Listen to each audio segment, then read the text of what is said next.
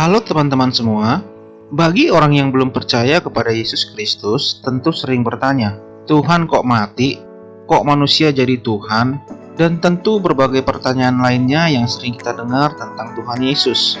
Dan bagi orang yang sudah percaya pun, mungkin belum terlalu memahami penyebab atau historinya sehingga Tuhan Yesus harus mati.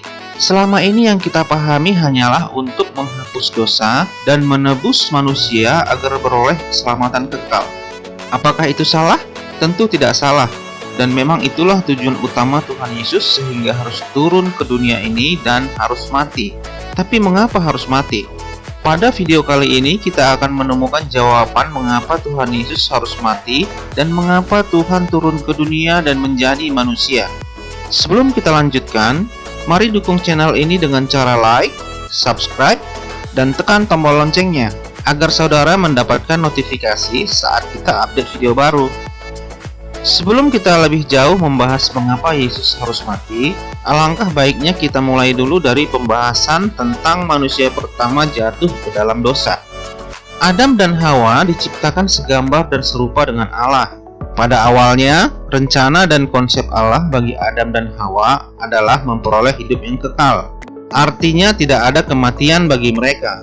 Mereka ditempatkan di Taman Eden, suatu tempat yang sangat istimewa, dan saya percaya bahwa semua kebutuhan Adam dan Hawa pastilah sudah tersedia di sana.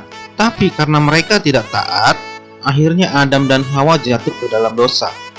Dalam Kejadian 2 ayat 16-17 dikatakan, lalu Tuhan Allah memberi perintah ini kepada manusia. Semua pohon dalam taman ini boleh kau makan buahnya dengan bebas. Tetapi pohon pengetahuan tentang yang baik dan yang jahat itu, janganlah kau makan buahnya. Sebab pada hari engkau memakannya, pastilah engkau mati. Perhatikan perkataan Tuhan dalam kalimat terakhir. Pastilah engkau mati. Artinya, jika Adam melanggar perintah itu, maka Adam akan mati. Dari sini kita bisa mengerti bahwa pada mulanya Tuhan tidak menghendaki manusia itu mati. Tuhan berkehendak menjadikan manusia itu hidup kekal. Itu adalah perintah dan firman Tuhan bagi Adam. Namun iblis memanfaatkan perintah Tuhan tersebut dengan memutarbalikkan perkataan Allah. Mari perhatikan kembali ayat dalam Kejadian 2 ayat 16-17. Perhatikan perkataan Allah pada kalimat pertama. Semua pohon dalam taman boleh dimakan buahnya dengan bebas, kecuali satu pohon. Lalu mari kita perhatikan perkataan iblis kepada Adam dan Hawa yang tertulis dalam Kejadian 3 ayat 1. Adapun ular ialah yang paling cerdik dari segala binatang di darat yang dijadikan oleh Tuhan Allah. Ular itu berkata kepada perempuan itu, tentulah Allah berfirman, semua pohon dalam taman ini jangan kamu makan buahnya, bukan? Bisa lihat perbedaannya? Tuhan berkata, semua pohon dalam taman bisa dimakan buahnya, kecuali satu pohon. Iblis berkata, semua pohon dalam taman jangan dimakan buahnya. Dari sini kita bisa melihat bahwa strategi iblis dari dulu selalu sama, yaitu berdusta, menggoda, mempengaruhi, tipu daya, dan memutarbalikkan firman Allah.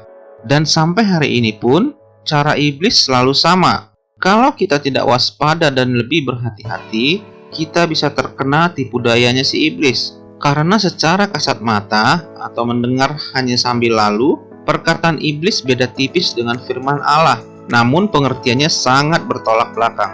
Pada video-video selanjutnya, kita akan membahas tentang nabi palsu. Karena nabi palsu yang dimaksudkan dalam Alkitab bisa berasal dari dalam lingkungan gereja. Setelah iblis atau ular itu berkata demikian kepada Hawa, maka Hawa membantah perkataan ular itu. Karena Hawa mengetahui bahwa yang dikatakan ular itu salah.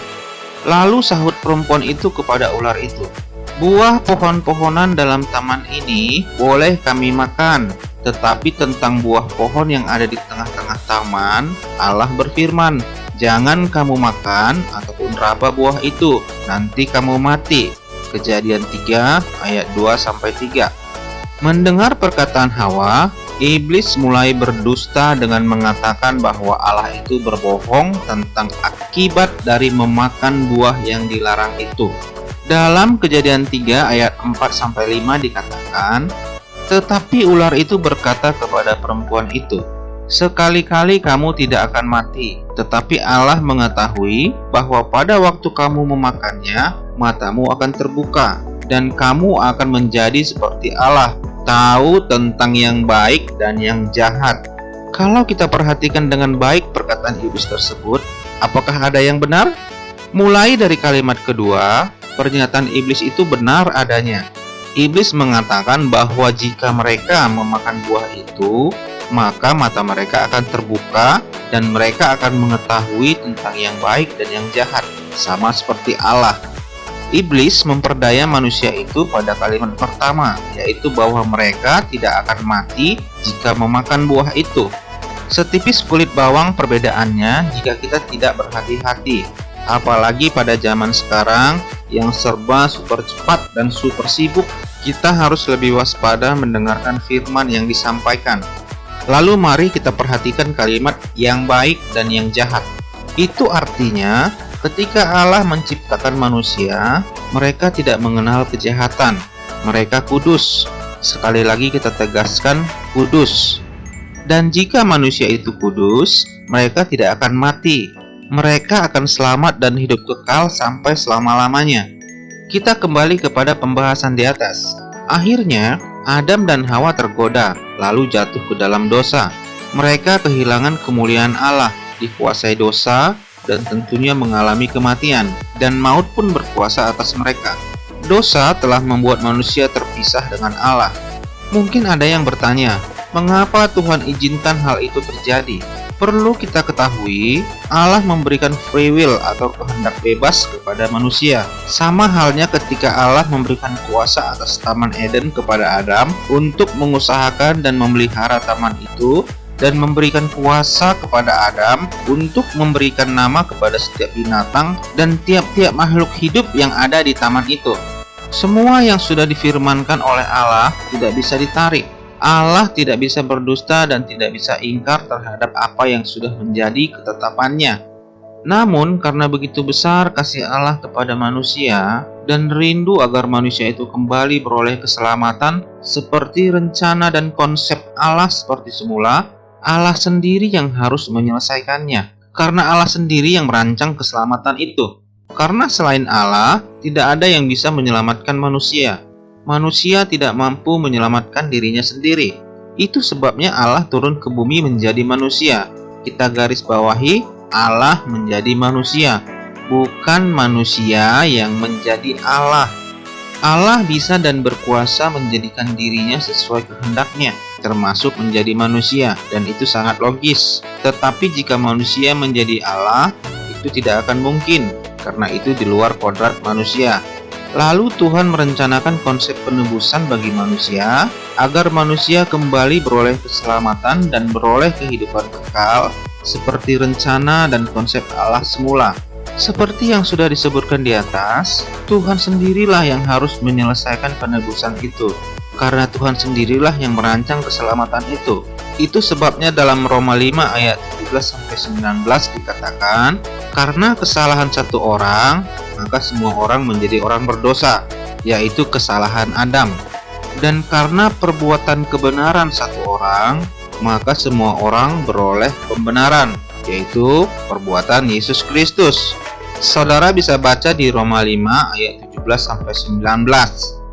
Lalu mengapa Tuhan harus menjadi manusia? Ada banyak jawaban atas pertanyaan ini. Beberapa di antaranya adalah Allah menjadi manusia untuk menggantikan posisi Adam yang telah gagal di hadapan Allah. Adam yang tidak taat pada Allah harus digantikan dengan yang taat, yaitu Yesus Kristus, yang adalah Allah itu sendiri. Allah menjadi manusia karena Allah ingin lebih dekat dengan manusia, ingin merasakan dan mengalami apa yang dirasakan dan dialami oleh manusia, merasakan kesengsaraan, penderitaan, kesakitan, hinaan, penindasan, cobaan, dan sebagainya. Allah menjadi manusia karena Allah adalah roh, dan roh tidak dapat mati. Roh harus hadir mengambil bentuk yang lain untuk bisa mati. Dan Allah yang adalah roh menjelma menjadi manusia. Allah menjadi manusia agar ada darah yang tertumpah. Karena untuk pelaksanaan korban penebusan salah harus melalui penumpahan darah binatang sebagai pendamaian dan penyucian sementara. Tanpa penumpahan darah tidak ada pengampunan. Dan Yesus Kristus adalah anak domba Allah sebagai pengganti korban binatang dalam perjanjian lama. Allah menjadi manusia karena Allah ingin memulihkan dan mengembalikan gambar dan rupa Allah yang telah rusak karena dosa. Karena manusia itu diciptakan menurut gambar dan rupa Allah. Allah menjadi manusia untuk mengalahkan semua tipu daya iblis. Dan Yesus sudah mengalahkan tipu daya tersebut. Yesus dicobai oleh iblis bukan hanya 1 kali, melainkan 3 kali. Pada mulanya, Adam dan Hawa tidak berdosa, tetapi akhirnya jatuh ke dalam dosa karena kalah dengan godaan iblis, sehingga manusia mengalami kebinasaan. Karena itu diperlukan seorang manusia dalam keadaan yang sama seperti Adam ketika belum berdosa, untuk kembali dihadapkan dengan godaan iblis dan harus menang. Allah menjadi manusia karena manusia tidak dapat membayar dosanya. Upah dosa adalah maut atau kematian. Karena manusia itu sudah berdosa, manusia harus mati karena dosa tersebut. Kematian artinya perpisahan, dan hanya Yesus yang sanggup membayar semua dosa dan mengembalikan kehidupan kekal karena kuasa dosa telah dikalahkan. Dan masih banyak lagi jawaban mengapa Tuhan menjadi manusia. Kalau saudara punya jawaban lain, silahkan tuliskan di kolom komentar ya. Mengapa Yesus harus mati? Pertanyaan ini sebenarnya sudah bisa terjawab dengan melihat penjelasan di atas, yaitu tentang alasan mengapa Allah menjadi manusia. Namun, di sini kita akan tambahkan jawaban lain supaya kita bisa memahami lebih dalam lagi. Yesus harus mati untuk menghapus dosa manusia. Setiap yang berdosa harus dihukum. Manusia berdosa tidak bisa ke sorga untuk bersama-sama dengan Allah karena Allah itu kudus. Dosa manusia harus dihapus agar menjadi kudus dan bisa bertemu dengan Allah dalam kerajaan sorga. Dan Tuhan telah memenuhi janjinya untuk mengirim dan mengorbankan domba yang sempurna untuk menanggung dosa orang-orang yang percaya kepadanya. Semua dosa manusia sudah ditanggungkan di tubuh Yesus Kristus di atas kayu salib. Yesus tidak berdosa, di dalam Dia tidak ada dosa, tapi Dia rela menanggung semua dosa agar setiap manusia yang percaya kepadanya bisa beroleh keselamatan dan kehidupan yang kekal. Yesus harus mati karena Dia adalah satu-satunya yang dapat membayar hukuman atas dosa-dosa kita. Jika manusia harus menanggung semua dosa-dosanya, itu artinya manusia harus menanggung penghakiman Allah dan menderita dihukum selama-lamanya di dalam api yang kekal, karena tidak seorang pun manusia yang dapat menanggung dosanya. Yesus harus mati karena untuk membatalkan hukuman kekal. Upah dosa adalah maut. Setiap yang berdosa harus dihukum, dan hukuman itu kekal. Dan setiap manusia sudah berdosa, dan itu artinya setiap manusia harus dihukum. Hukuman itu harus dibatalkan agar manusia bisa selamat. Karena perbuatan baik tidak bisa menyelamatkan manusia. Bisakah Tuhan membatalkan hukuman tanpa Yesus harus mati? Jawabannya tidak bisa. Karena Allah tidak bisa berdusta. Allah tidak bisa menyangkal firman-Nya. Allah itu adalah Allah yang konsisten terhadap perkataan dan janjinya. Sebelum Yesus datang ke dunia, Allah sudah memberikan hukum Taurat, yaitu peraturan atau ketetapan yang harus dilakukan oleh manusia. Tapi tidak ada seorang pun manusia yang sanggup untuk melakukan hukum Taurat sepenuhnya. Walaupun setiap tahun diadakan korban penghapus dosa, tapi itu tidak bisa membenarkan manusia seutuhnya. Dan jalan satu-satunya, Yesus yang adalah Allah itu sendiri, harus datang ke dunia untuk menggenapi hukum Taurat. Demikian penjelasan singkat tentang mengapa Tuhan harus mati dan mengapa Tuhan menjadi manusia. Kiranya dapat membantu saudara-saudaraku yang masih bertanya-tanya tentang hal tersebut. Maukah saudara menerima Yesus Kristus sebagai Tuhan dan Juru Selamat? Terima sekarang sebelum terlambat. Jika saudara mau, ikuti ucapan saya. Tuhan Yesus, aku mau bersamamu dalam kerajaan sorga. Aku menerima Engkau sebagai Tuhan dan Juru Selamat dalam hidupku. Perbaharui hidup dan rohku untuk bisa lebih mengenal-Mu. Aku undang Engkau hadir dalam kehidupanku. Amin. Terima kasih sudah menonton video ini. Jangan lupa like, subscribe, dan nyalakan tombol loncengnya agar Anda mendapatkan notifikasi saat kita update video terbaru.